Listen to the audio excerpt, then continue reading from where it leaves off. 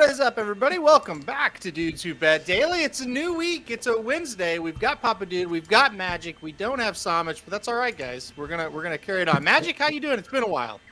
Yeah, it has. I missed last week because I had family in town and everything, so it took a little bit of time away. But doing great. Made great time coming back from dropping my kid off at daycare. Don't ask me how, but I made it here safely. Well, you don't have a motorcycle anymore, so I feel a little bit safer about the comment that you've made. So I don't know. We'll see. We'll see how that goes. All right, let's just get right into it, guys. Let's go Lakers. Let's go Nuggets. Lakers Nuggets takeaways from last night. Papa Dude, we're going to start it with you. What did you think of the game last night? I don't know. I couldn't get into it very much. I just couldn't get into it. I don't know why. And the NBA's I've kind of lost interest. I guess maybe because of the teams that are left. I don't know, but somebody, Rob said, how did the Nuggets not cover? That's a very good question when they were way ahead the entire, second half. Yeah, almost blew the game. Jokic didn't do anything in the fourth quarter till right at the last. He made a couple of big plays. LeBron couldn't hit the big shot. If he could have hit it, I think they might have won. So I think game 2 is going to be very interesting. Does the Lakers find something in that fourth quarter that they can use coming back to game 2? I don't know. The Lakers going to have to win a game in Denver. Obviously, Denver's a great home team, and I just don't think the Lakers are going to be able to do it. Magic, is it mass panic in LA today after game 1 of this series? No, because it's been kind of nothing's really gone perfect since LeBron came to LA. I think the Lakers fans are kind of used to this, that it's going to be some bumps in the road, and you're not getting LeBron from 10 years ago, right? It's just, this is the LeBron we've got. This is kind of how they play, but that does anybody? I guess if you were a Nuggets fan, are you worried that Jokic played a perfect game for, like you said, probably for 3 quarters, and then they almost still lost it? If you were ever going to have a time where a win felt like a loss a little bit, or you're nervous about a win, that kind of feels like that was last night. Yeah, I agree. Yeah, I would agree as well. It definitely, if you bet the Nuggets, you're really pissed because you covered for 99.9% of that game. So that was brutal. Yeah, it really was. I don't know what it is. I just can't get into that series. I'm with Papa Dude. It's I just didn't really care that much. I don't know. The Nuggets are really good, but they're also, I don't really care about them. So no, I don't either. I can't get into him. Yeah. Jokic he's a really good player. I mean, he's really good, and he does things the right way. And maybe it's just because they're never in the playoffs this far, and we can't quite grasp them yet. If I was a Lakers fan with the regular season and all the turmoil, I would be pretty happy with where they're at this point. I didn't think they'd beat Golden State, and they did. They got a shot because it's Denver, but they're going to have to win a game in Denver, and Denver's hard to beat there. That's been the thing. They've been really good at home. All right, well, let's go on to the one happening tonight, the Heat and the Celtics here. Celtics are 8-point favorites. No surprise there. Total at 211. That's probably right where it should be. All right, Magic, let's kick it off. Heat, Celtics. What do you think about this one? I'll take the Celtics on this one. I think the Celtics can win this pretty easily. They are, absolutely rock solid at home. It's something about in the water in Boston this year, right? The Bruins, well, at least until the playoffs, the Bruins were red hot at home, and then the Celtics as well. Miami, a sub-500 road team all year. They've not been a great team against the spread. Boston's been stellar against the spread. So I think Boston wins pretty easily tonight. All right, I think we're gonna have some disagreement here, Papa Dude. I think you like the Heat, so tell us why Magic's wrong. As Somich says, not so fast. I don't think Jason Tatum's going to score 55 or however many tonight. And that may be the only reason they're in this game. I don't know. I've never seen something like that Game 7 where he went off. Yep. My God, he was unbelievable. Did you guys watch that, or were you busy? Oh, yeah. Was that not the most incredible performance you ever saw? Yeah, I couldn't believe because he had been he had been non-existent. Yeah, I didn't want to be too harsh, but yeah, you didn't know he was on the team, and then no, he hadn't been as good as he. Yeah, he had, but my God, he was hitting shots from everywhere. I don't know if he's going to do that tonight. I think the Celtics are going to win. Yes, I got this early this morning at 8.5, and it's come down to 8. And everybody I follow is picking Miami, which is probably a jinx, not to win, but to cover. I think they cover. I think the Heat are kind of like Florida in hockey. They've come on at the right time.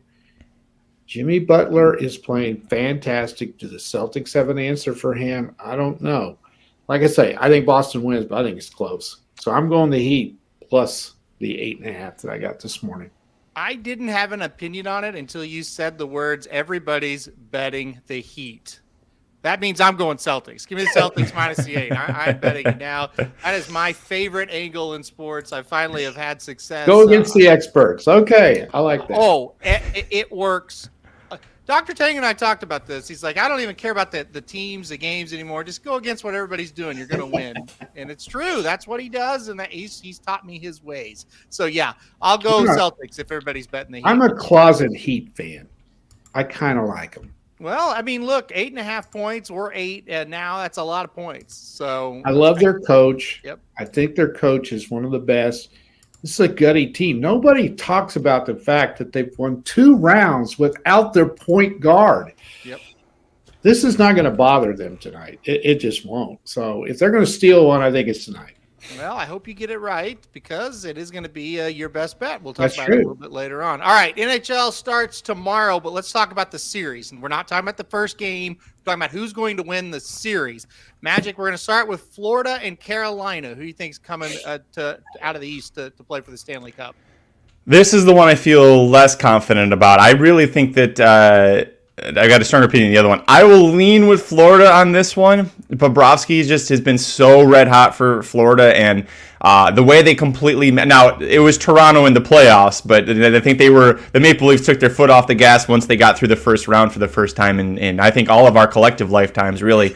To me, Florida, I think they got a nice break off of that. They got a nice rest. Bobrovsky's the difference maker. I think that's the reason I'll lean Florida. Great pick. I'm going Florida as well. Papa Dude, what about you?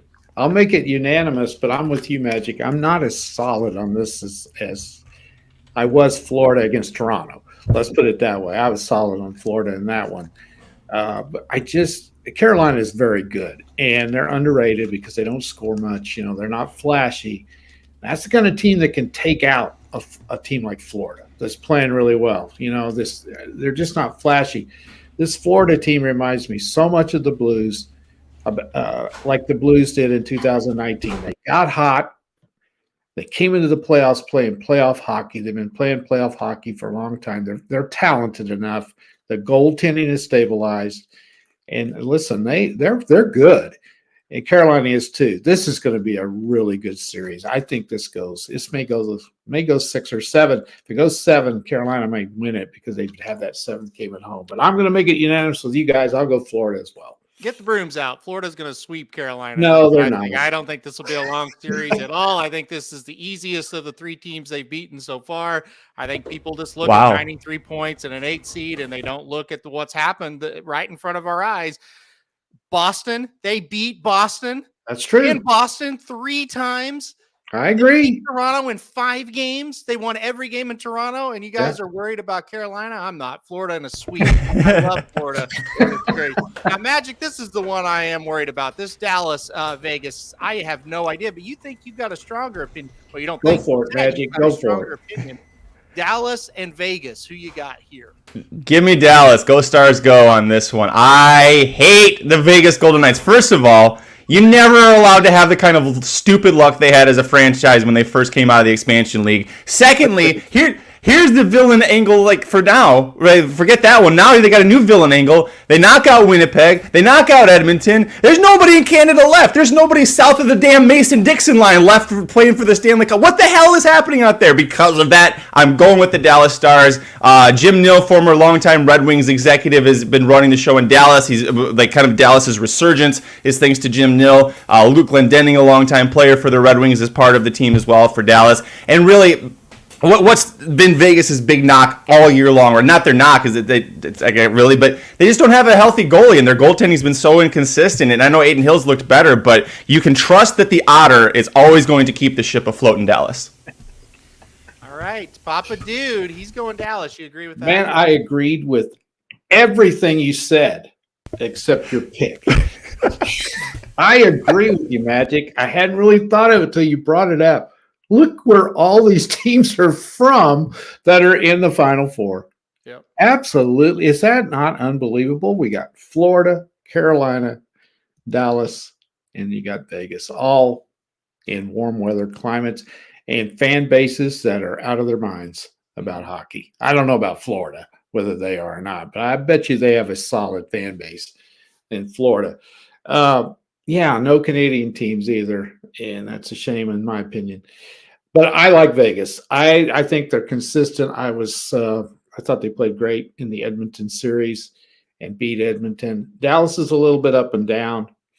But this is going to be a great series too because Dallas is well coached. They got players. They know how to win. It'll be tough. Dallas could go in and steal that first one. I wouldn't be a bit surprised. But I'm going to go with Vegas, and I agree with everything Magic said except his pick. I can't decide on this one. At the moment, I'll side with Magic and the Stars, but I don't really know. I just don't think this Vegas team is that great. But they beat your team. They just keep winning. So yeah, but they beat your team. I mean, what does it take? I know. I can't root for Dallas. Dallas is in Texas, and that's the end of it for me. So. Well, like you guys said, it's going to be a strange Stanley Cup final. We're going to have some teams that I don't think anybody really thought was going to be there when this thing started. So it's going to be interesting to see how that shakes out. All right, one baseball game to talk about before we get into the horse racing. Let's go Mariners, Red Sox. They've split so far. Mariners won game 1, Red Sox game 2. Sox are minus 125 today, total at 9.5. Papa Dude will let you kick it off with the baseball. What do you think? Well, I'm trying to figure out why you got this game on there. This Somich did this. So if you don't want to do it, we can. I'm trying. Okay, let's read his mind. Well, that's impossible. So I'm trying to just figure what the allure of this is. Is this kind of two teams that are kind of average going at one another? I think it's the most competitive game probably. Is that what? Okay. Yeah. Well, I took Boston today because I can't remember why. I guess because they have a pitching matchup favors them. It is the rubber game of the series. Seattle's been playing better. Boston kind of tanked it there for a while. Cardinals went in there and swept them, but they did come back and win. Was it last night they won, I believe? Yep. Yeah. So I'll go with Boston. I don't know why, though. Yeah, I went with Boston, too. I think they take it here. I don't know why you put this on the docket either. I haven't analyzed this one, but I did pick Boston this game. Yeah, they're up and down, but I think they're going to get the job done. So Seattle. I mean, neither one of these teams are that good. Magic, you got any thoughts on this before we move on? No, he's muted. So is that? God damn it! Welcome back, Magic. All right. No, I'll take the Red Sox. Brian Bello, the right-hander for the Red Sox on the mound. He started the season a little rough, but he's looking for his third straight win. He's had 5 strikeouts in each of his last 2 games, and actually last game that he pitched, he was scoreless through 5 and then gave up 2 runs in the 6th. So I would give the edge to the Red Sox with Bello on the mound. All right, let's go into horse racing here, and let's go to Indiana. Let's go to Horseshoe Indianapolis, not Indiana Grand. I cannot keep from calling it Indiana Grand, but it is actually Horseshoe Indianapolis. Race 8 on the card. So there's 4 stakes races today. They're all pretty good. The Caesars Handicap is kind of the feature. It's race 8, like I said. Field of 11 originally. 2 horses have scratched, so it's down to a field of 9. I think we've got a pretty darn good field here. Magic, let's kick it off with you. Who do you like in the Caesars today? Oh boy, this is going to be a great one. When you said it was race 8, at first I thought it was the race before, and I see we still get to talk about it, so that's good to know. I'm going to go, oh man, I got 2 horses I like. I like the Real Horse Wadsworth at 7-2, trying turf for the first time, but it's Brad Cox, it's Florent Giroux, Indiana Grand, I'll still call it that. The breeding is a Godolphin homebred. The breeding says this horse shouldn't have an issue with the turf necessarily. Only 1 win, but the first win came on synthetic and then did it again at Turfway Park next time out. Was on the pace, was off the pace, so the horse seems tactical enough. I am worried about 7-2 on a horse trying turf for the first time. I also like the 7 Worthington. I think this horse is getting back on turf. Louis Saez will be back in the saddle. 1-2 straight last fall, won at Keeneland, won at Churchill Downs on the Stars of Tomorrow 2 card. Tried the Gulfstream Park race, lost to Candidate, but Candidate went gate to wire that day, and nobody really pushed candidate that day, and this horse was kind of chasing him and then just kind of fell off late. Tried the Sam F. Davis Stakes for the Derby Trail. That didn't work. Tried Synthetic at Turfway Park. That didn't really work, but Rarefied Flair won that race, a horse that you and I, Aaron, are both kind of interested in if he runs at Pimlico this weekend on dirt. So that was in a stakes race. We're back on turf. Saya's hopping aboard, and I think the price is a lot nicer here on this horse. So I'm going to go with the 7 over the 1 just because of the price. Well, you took my two better price horses I'm using here in Worthington and Wadsworth. I like them both. I don't need to go on about that. But on top, Magic, you got to go with the Dude. I'm going number 5, Dude in Colorado on top here. I do really like this horse. You look 2 back. Dude in Colorado beat Webslinger. We know what Webslinger did at Churchill Downs 2 weekends ago. 3 races back, the horse got beat by Major Dude and Candidate, 2 very good horses as well. So I think Dude in Colorado hits a perfect kind of spot for him. This is where he needs to be. He didn't need to be in that Churchill Downs race a couple of weeks ago.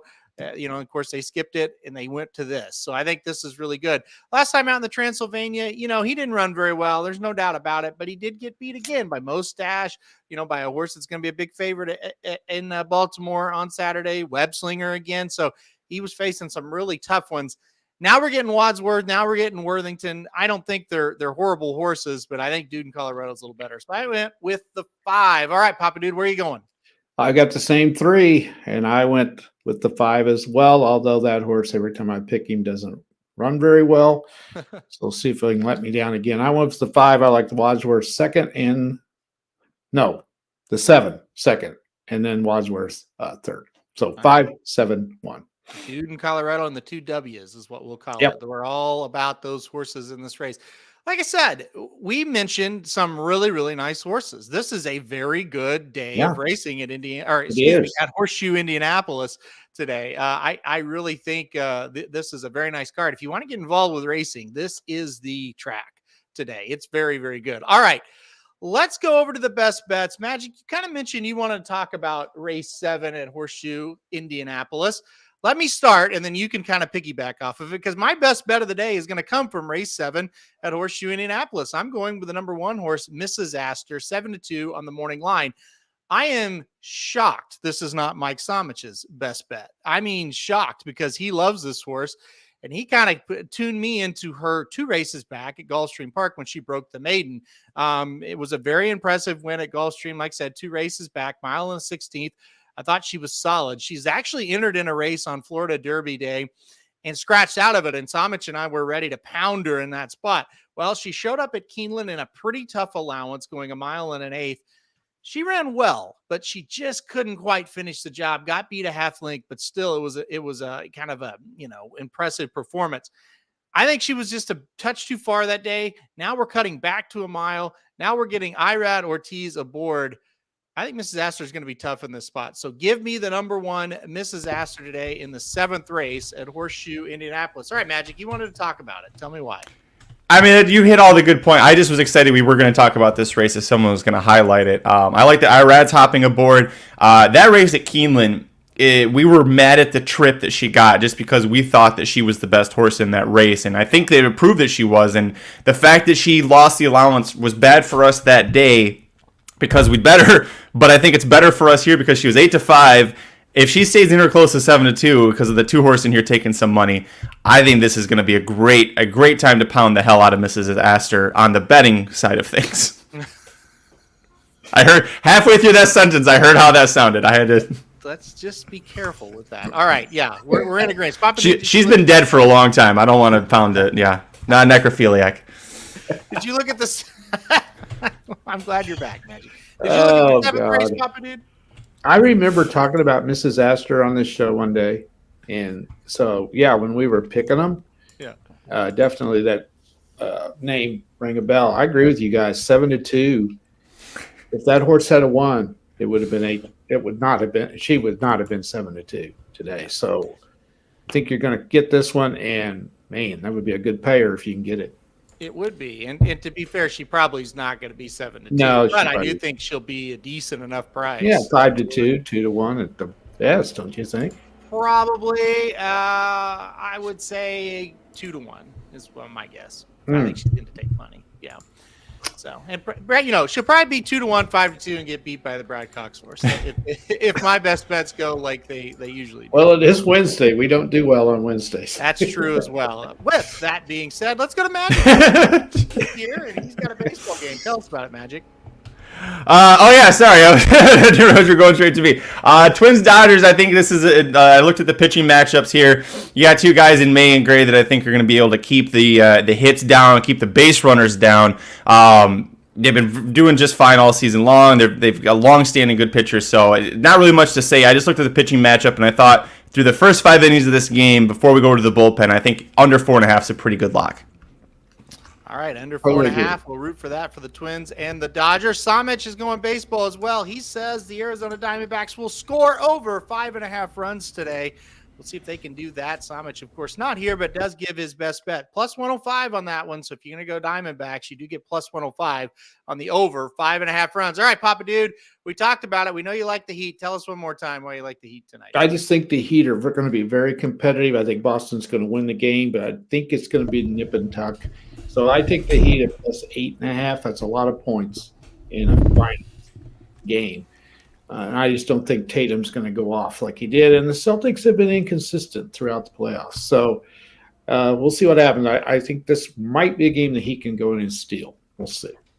All right. So Heat plus 5.5 to round us out today. We'll put up the best bets now for everybody to see. Somich going Diamondbacks over those 5.5 runs.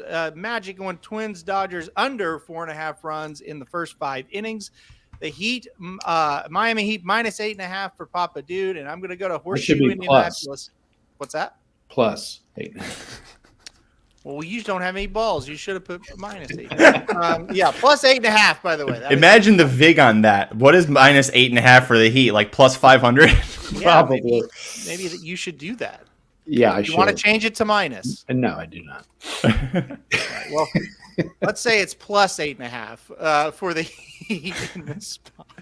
That's why Somich hosts the show. See, he doesn't make mistakes. Oh, he didn't put that on there? You did? I did, and he usually I wouldn't have mentioned it if I knew you did. I just wanted to point out Somich's mistakes. Actually, yes, Somich did do this. Now, okay.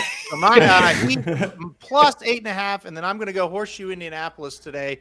Going to go with the number 1, Mrs. Astor, 7-2 on the morning line. All right, guys, let's go 4-0. What do you say? Let's do it. Okay. If you think we can, I think we can. All right, guys, we're going to get out of here for now. We're going to be busy this week. We'll have this show every day, Wednesday through Sunday this week. We're going to have a bunch of shows tomorrow on the Preakness, obviously.